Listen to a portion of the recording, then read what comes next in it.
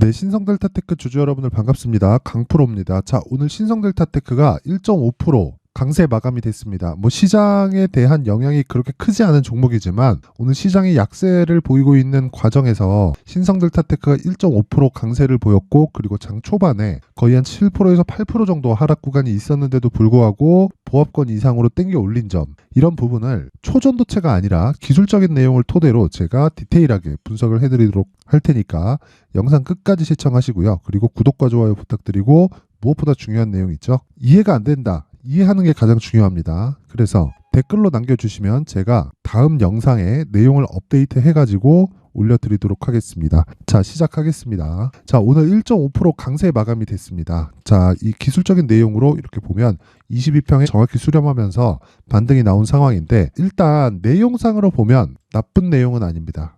그리고 제가 생각했었던 것보다, 그쵸? 전 계속해서 가격 분석을 하고 있는데 제가 계산해놨었던 가격적인 부분보다 훨씬 더 강하게 마감이 되었었다는 점은 긍정적인 내용으로 볼 수 있습니다. 저는 어저께 44,500원에 모든 물량을 정리를 했습니다. 자, 첫 번째 제가 매수한 날은요, 여기 11월 15일 수요일이고요. 그리고 장 초반에 매수 진입이 됐고요. 그리고 첫날 13% 정도의 수익으로 마감이 됐고, 그리고 그 다음날, 그쵸? 11월 16일 어저께죠. 44,500원에 운 좋게 고가에서 300원 차이 나는 가격에 체결이 됐습니다.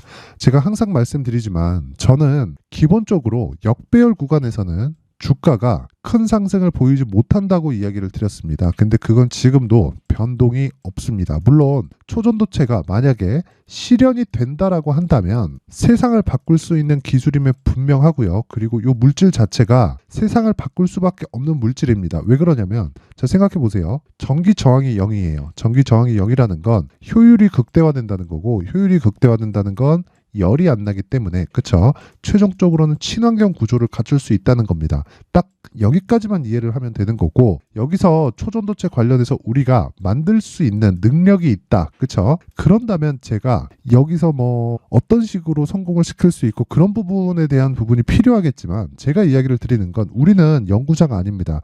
연구자가 아니면요, 초전도체 관련해서 여기까지만 이해를 하면 되는 거지 추가적으로 다른 이해가 필요한 내용들이 없는 거예요.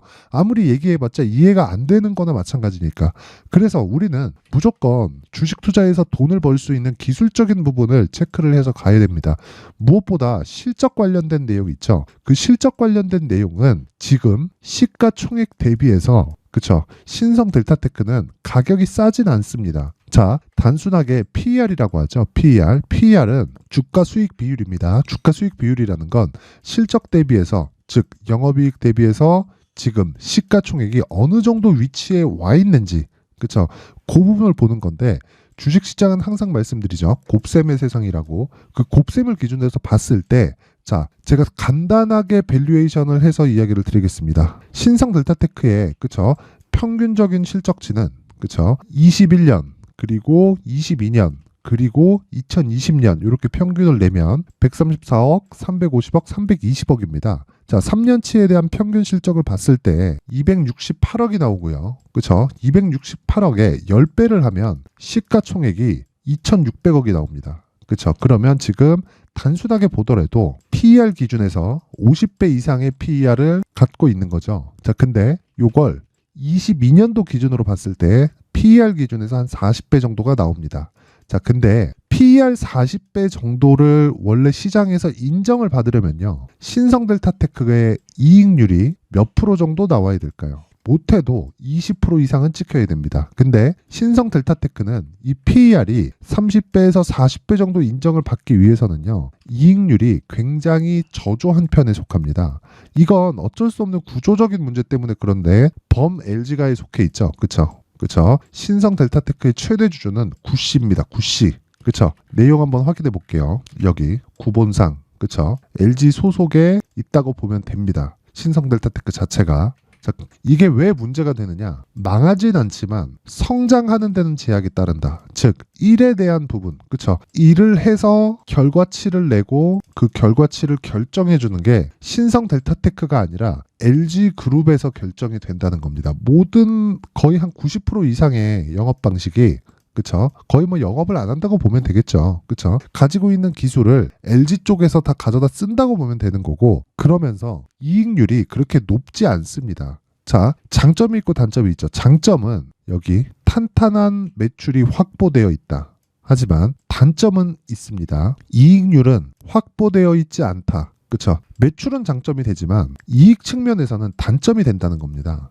성장성이 LG그룹에서 정한다. 그게 신성 델타테크의 자체적인 기술력으로 무언가를 할 수 있는 내용이 아니라는 겁니다. 그런 부분을 감안했을 때 신성 델타테크는 성장주라고 보기는 어렵습니다. 그리고 최근에 신성 ST가 그쵸 상장을 했죠. 근데 신성 ST가 상장하는 과정에서 2차 전지 관련된 소재 쪽에 그쵸 소재 쪽에 나오는 그 실적치 자체가 LG 에너지 솔루션에서 보내주는 것이기 때문에 그런 부분도 매출 규모가 커지면서 발생하는 성장폭이 있을 수는 있지만 그쵸 자체적인 기술력으로 인한 높은 마진율을 그쵸 계속해서 이어갈 수 없는 구조를 갖추고 있어요. 그래서 밸류에이션을 따질 수 있는 게 아니다. 딱 여기까지만 이해를 하시면 되고 실적 관련해서는 싸진 않다. 그쵸 최근에 뭐 우량주다 뭐 이런 이야기가 있던데 신성델타테크는 망하지 않는 기업이지 우량주라고 볼 수는 없는 겁니다. 예를 들어서 이렇게 보면 될 것 같아요. 한미반도체를 보면 자 보세요. 0.6% 오늘 보합권에 마감됐고 올해 굉장히 큰 폭으로 상승을 했습니다. 그러면서 시가총액이 6조예요. 실적 봅니다. 작년 실적을 대비해서 본다면요. 보세요. 1119억. 그쵸? 계산하기 쉽게 1000억으로 잡았을 때 어느 정도의 그 시가총액 기준에서 주가 수익 비율이 나올까요? 60배. 그쵸? 1000억 기준에서 지금 시가총액 6조를 대비해서 보면 60배 정도의 지금 위치가 잡힙니다. 자, 그럼 요걸 토대로 우리가 어떤 식으로 봐야 돼요? 한미반도체는 이익률이 어느 정도로 잡히는지 봐야 되죠. 34%가 나오고요. 21년도에는 32%, 그리고 여기에는 25%가 나옵니다. 즉, 두 자릿수의 이익률을 계속 꾸준하게 유지를 하고 있고요. 올해 예상치도 반도체 경기가 좋지 않다는 부분을 감안하더라도 18%면 굉장히 높은 이익률이 잡힌 겁니다. 물론 실적치 자체는 낮아진 것은 맞아요. 그건 어쩔 수 없습니다. 반도체 사이클 때문에 그렇고 이런 부분은 어쩔 수 없이 진행이 그렇게 될 수밖에 없는 겁니다. 그런데 제가 이야기를 드리고자 하는 정말 중요한 내용은 한미 반도체는 실적을 어디서 결정하나요? 하이닉스에서 결정하죠. 신성 델타테크는 어디서 결정하나요? LG그룹에서 결정합니다. 그럼 보세요. 한미 반도체는 하이닉스를 통해서 실적을 결정받는데 그 결제받는 그 이익률 자체가 즉 한미 반도체에서 마진이 34%, 32%, 25%가 잡힙니다. 하이닉스가 바보입니까? 그쵸. 이렇게 높은 마진율을 주면서 하이닉스의 장비, 그쵸. 사용하는 장비인 한미반도체의 TC 본딩 장비가 이 정도의 마진이라는 걸 모르고 줄까요? 알고 주는 겁니다. 어쩔 수 없이 써야 되니까. 이런 게 기술주예요. 근데 신성 델타테크 같은 경우에는 이런 높은 기술력을 가지고 있는 기업은 아닙니다. 하지만 탄탄한 매출처는 유지가 되고 있죠. LG그룹을 끼고 있으니까 이런 부분에선 장점과 단점이 있는 겁니다. 그래서 실적 관련해서 보기보다는 철저하게 기술적인 관점으로 봐야 되고 그 기술적인 관점으로 봤을 때 지금 정배열로 전환되는 그쵸? 그 구간을 내가 어떤 식으로 보내야 될지 확인을 해야 되는 거고요. 그런 과정에서 제가 계속해서 매매를 이어가고 있는 겁니다. 자, 내용 한번 확인해 볼게요. 일단 결과부터 말씀드리면 저항은 62평에서 받을 수밖에 없고요. 그리고 62평에서 저항을 받는 과정에서 내가 어떤 식의 이 매매의 방향을 잡는지에 따라서 그쵸? 어느 정도의 수익으로 결정되는지가 나올 겁니다. 그 내용 한번 확인해 볼게요. 우선 저는 여기 이 구간에서 전량 매도를 마쳤고요. 정확히 그 부분부터 보여드리면 10월 10일 한 달이 지났으니까 한참 올라가야 됩니다. 자 보세요. 10월 10일이죠. 신성델타테크 고가는 64,000원입니다. 이미 고가 나왔고요. 이제 매도해야 될 때다. 이 내용 보세요. 신성델타테크 62,800원. 여기 보면 신성델타테크 내일 급락 나올 수 있습니다. 내일 매도 예정이니 준비하세요. 이게 10월 10일 날 나온 내용입니다. 자 정확하게 그쵸?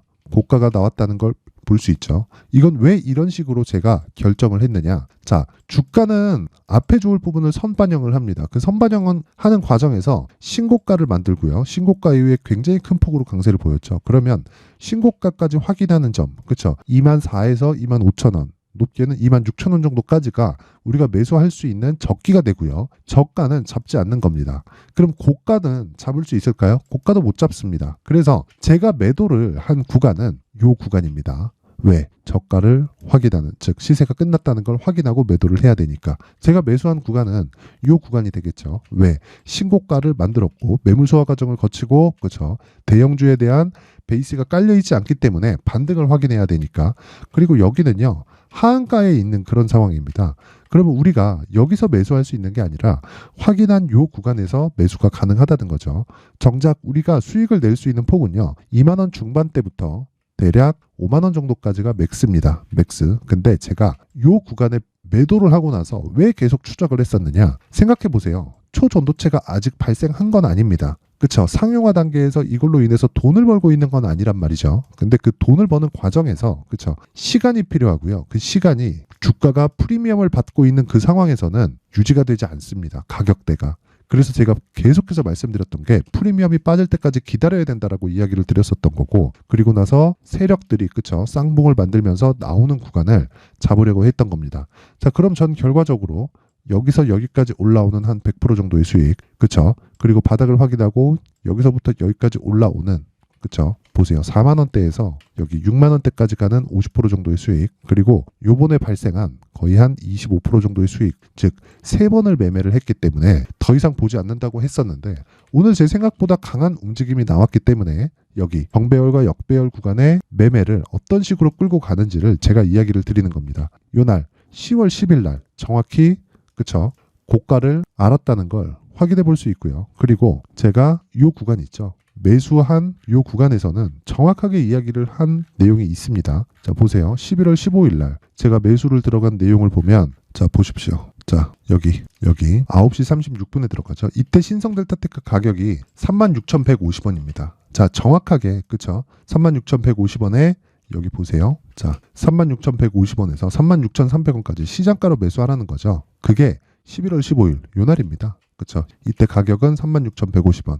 그쵸? 시가 35,150원에서, 그쵸, 반등을 확인하자마자 즉시 매수 진입이 됐다는 걸 볼 수 있죠. 자, 이렇게 확인하고 매수해야 되는 그런 습관이 필요하다. 이런 부분에 대해서는 절대 잊지 마시고요. 그리고 나서 이날 급등을 하기 시작을 하는데, 이때도 제가, 자, 고정 매도가를 취소하는 상황을 발생을 시키면서 계속해서 보유를 해가고, 저는 계속 말씀드리지만 62평을 보유하고 있는 최대치로, 그쵸, 보고 있었던 거고, 여기 11월 16일 어저께입니다. 어저께 같은 경우에는 목요일이죠. 목요일.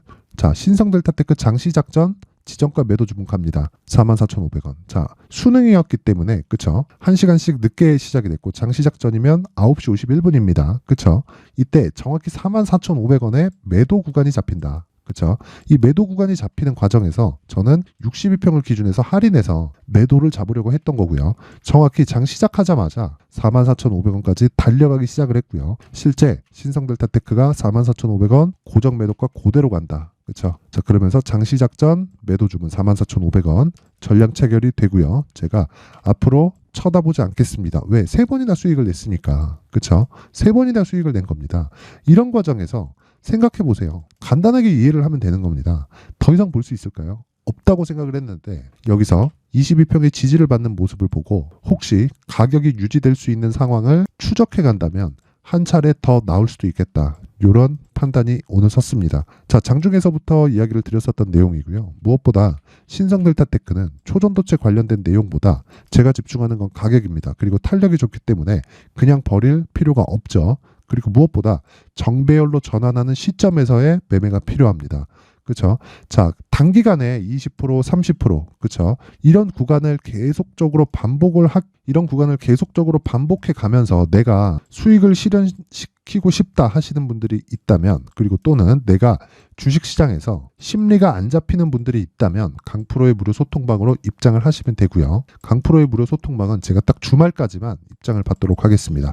다시 말씀드리지만 주식 혼자 하는 거 아니고요. 무조건 신고가에 대한 이해가 필요합니다. 그 신고가에 대한 이해가 되었을 때 장기적인 수익 모델이 완성이 되고, 그 부분은 제가 여기 강프로의 무료 소통방에서 상세하게 공개를 하도록 하겠습니다. 자, 상단에 있는 전화번호로 참여라고 문자를 보내주시는 분들에 한해서만 제가 강프로의 무료 소통방 입장 링크를 순차적으로 공개를 하도록 하겠습니다. 자, 그리고 이런 가격을 잡는 과정에서 어떤 식으로 가격을 잡아야 될지에 대한 부분은 제가 다시 말씀드리지만 저는 무조건 2주 안에 수익이 발생돼야 된다고 계속해서 이야기를 드리고 있고, 내가 주식을 매수했는데 2주 안에 수익이 발생하지 않는다. 그러면 내가 이 매수 가격을 잘못 잡은 겁니다. 이런 부분 잊지 마시고요. 무엇보다 중요한 내용은 한 가지. 가격이 가장 중요하고 단기 보유 전략으로 연결시켜서 2주 안에 수익 실현을 해야 된다. 근데 신성델타테크는 지금 역배열 구간에 있고, 역배열 구간에서 전환되는, 즉 2주 안에 단기 보유 전략, 즉 가격을 어떻게 잡는지가 가장 필요하다. 내용까지 진행이 되면 영상의 길이가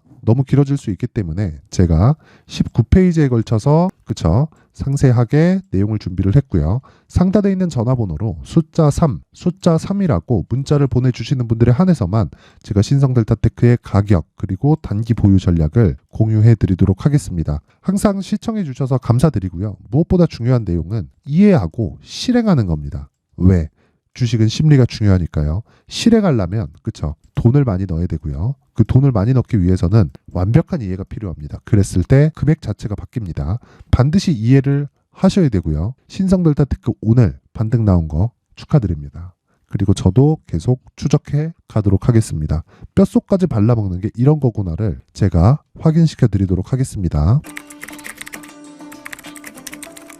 자, 이제 23년도 다 끝나가지만 매매를 하시면서 스트레스를 받으시는 분들이 있을 수 있습니다. 시장이 항상 그렇긴 하지만 그래도 제 구독자분들과 시청해주시는 분들을 위해서 앞으로 차기 주도주가 될 수 있는 대시세 종목을 준비를 해왔습니다. 단타나 짧은 수익만을 쫓다 보면요, 잦은 손절로 계좌가 망가지는 건 순식간이고요. 그만큼 수익하고는 거리가 멀어지겠죠. 장기간 유지하기가 어렵기 때문입니다. 결과적으로 주식시장에서 돈을 벌기 위해서는요, 어떤 계기를 만들어야 되는데 그 계기는 한 종목에 비중을 실어서요, 수익을 보는 것 말고는 없습니다. 쓸데없이 잦은 매매를 하지 말라는 이야기고요. 그리고 한 종목에 비중을 실을 수 있어야 된다는 겁니다. 그런데 이 비중을 실는 과정에서 성장 산업군에 대한 이해가 필요하다는 겁니다. 이 부분을 반드시 기억을 하셔야 돼요. 자, 이런 성장 산업에 대한 구조와 제가 앞서 말씀드렸던 신고가 그리고 선반영 구조에 대해서 이해를 했을 때